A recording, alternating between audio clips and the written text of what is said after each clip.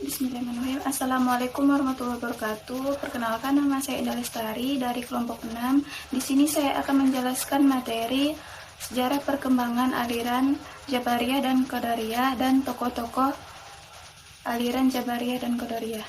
Sebelum membahas latar belakang lahirnya Jabariyah, alangkah baiknya kita mengetahui pengertian Jabariyah. Secara bahasa, Jabariyah berasal dari kata jabara yang mengandung pengertian memaksa. Sedangkan secara istilah, Jabariyah adalah menolak adanya perbuatan dari manusia dan mengandalkan semua perbuatan kepada Allah. Dengan kata lain, adalah manusia mengerjakan perbuatan dalam keadaan terpaksa atau majbur. Latar belakang lahirnya Jabariyah. Latar belakang lahirnya aliran Jabariyah tidak adanya penjelasan yang sharih. Abu Zahra menuturkan bahwa paham ini muncul sejak zaman sahabat dan masa Bani Umayyah. Ketika itu, para ulama sedang membicarakan tentang masalah qadar dan kekuasaan manusia ketika berhadapan dengan kekuasaan mutlak Tuhan. Selanjutnya, tokoh-tokoh aliran Jabariyah. Yang pertama ada Jam bin Sofwan. Ia berasal dari Khurasan, bertempat tinggal di Kufah. Ia menjabat sebagai sekretaris Harits bin Surais, seorang mawali yang menentang pemerintah Bani Umayyah di Khurasan. Yang kedua ada Jam bin Dirham. Ia adalah seorang yang tinggal di Damaskus. Ia dibesarkan dalam lingkungan Kristen yang senang membicarakan teologi. Yang ketiga ada An-Najjar. Nama lengkapnya adalah Husain bin Muhammad An-Najjar. Para pengikutnya disebut An-Najjariyah atau Al-Husainiyah. Yang keempat ada Ad-Dirar. Nama lengkapnya adalah Dirar bin Amr. Yang kedua ada Qadariyah. Qadariyah secara etimologi berasal dari bahasa Arab, yaitu qadara yang bermakna kemampuan dan kekuatan. Adapun secara terminologi adalah suatu aliran yang percaya bahwa segala tindakan manusia tidak diinversi oleh Allah. Latar belakang lahirnya Qadariyah. Sejarah lahirnya aliran Qadariyah tidak dapat diketahui secara pasti dan masih sebuah perdebatan. Ibnu Nabatah menjelaskan dalam kitabnya sebagaimana yang dikemukakan oleh Ahmad Amin. Aliran Qadariyah pertama kali dimunculkan oleh orang Irak yang pada mulanya beragama Kristen. Kemudian masuk Islam dan kembali lagi ke agama Kristen. Namanya adalah Susan. Tokoh-tokoh aliran Qadariyah. Yang pertama ada Ma'bad Al-Jauhani. Ia adalah seorang tabi'in yang baik. Ia memasuki lapangan politik dan memihak kepada Abd al-Rahman Ibnu al-Asyas, gubernur Sajistan, dalam menentang kekuasaan Bani Umayyah. Dalam pertentangan melawan Al-Hajjaj, Ma'bad mati terbunuh dalam tahun 80 Hijriah. Yang kedua ada Ma'bad Al-Jauhani Gailian Damasyih. Ia menyebarkan paham Qadariyah di Damaskus tetapi mendapat tantangan dari Khalifah Umar ibnu Abd al-Aziz.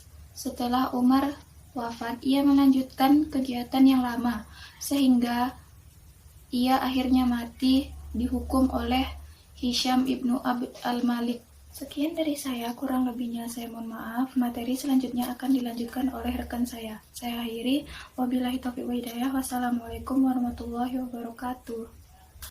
Doktrin atau ajaran dan subgolongan Jabariyah. Menurut Asy Syahrastani, Jabariyah dapat dikelompokkan menjadi dua golongan, yaitu ekstrim dan moderat. Doktrin Jabariyah ekstrim dengan tokohnya yaitu Jam bin Sofwan dan Jad bin Dirham berpendapat bahwa segala sesuatu perbuatan manusia tidak merupakan perbuatan yang timbul atas kemauannya sendiri, tetapi perbuatan yang dipaksakan atas dirinya. Doktrin-doktrin Jabariyah ekstrim adalah sebagai berikut. A. Manusia tidak mampu untuk berbuat apa-apa.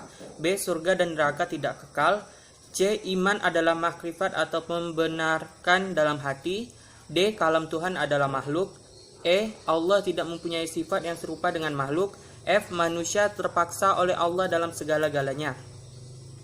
Doktrin Jabariyah moderat dengan tokohnya yaitu An-Najjar dan Ad-Dirar berpendapat bahwa Tuhan memang menciptakan perbuatan manusia, baik perbuatan jahat maupun perbuatan baik, tetapi manusia mempunyai bagian di dalamnya.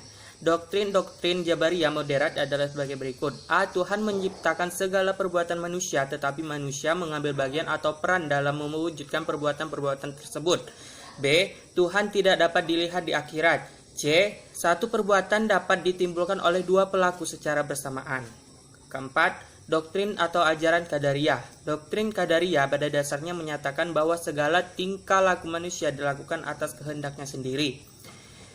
Manusia mempunyai kewenangan untuk melakukan segala hal baik, berbuat baik maupun berbuat jahat.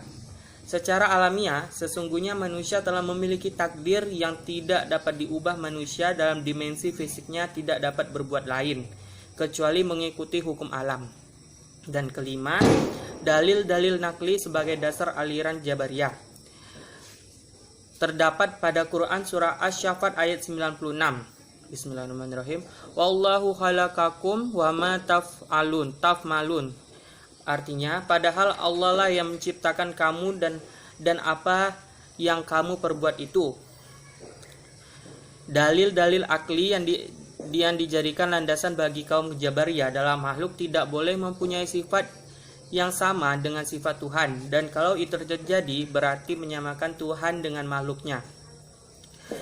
Sedangkan dalil-dalil nakli yang menjadi dasar aliran Qadariyah terdapat pada Quran surah Ar-Ra'd ayat 11 yang berbunyi Bismillahirrahmanirrahim. Innallaha la yufyara ma yikaumi hatta yaghyaru uma bi unfusihim, yang artinya sesungguhnya Allah tidak merubah keadaan sesuatu kaum sehingga mereka memperoleh keadaan yang ada pada diri mereka sendiri. Dan dalil-dalil akli yang dijadikan sebagai landas hukum kaum Qadariyah adalah jika perbuatan manusia diciptakan atau dijadikan oleh Allah Subhanahu wa taala, mengapa manusia diberi pahala jika berbuat baik dan disiksa jika berbuat maksiat atau dosa? Bukankah yang membuat atau menciptakan perbuatan itu adalah Allah Subhanahu wa taala sendiri? Jika demikian, halnya berarti Allah Subhanahu wa taala tidak bersikap adil terhadap manusia, sedang manusia itu sendiri adalah ciptaannya. Terima kasih. Mungkin hanya ini yang dapat saya sampaikan. Terima kasih. Wassalamualaikum warahmatullahi wabarakatuh.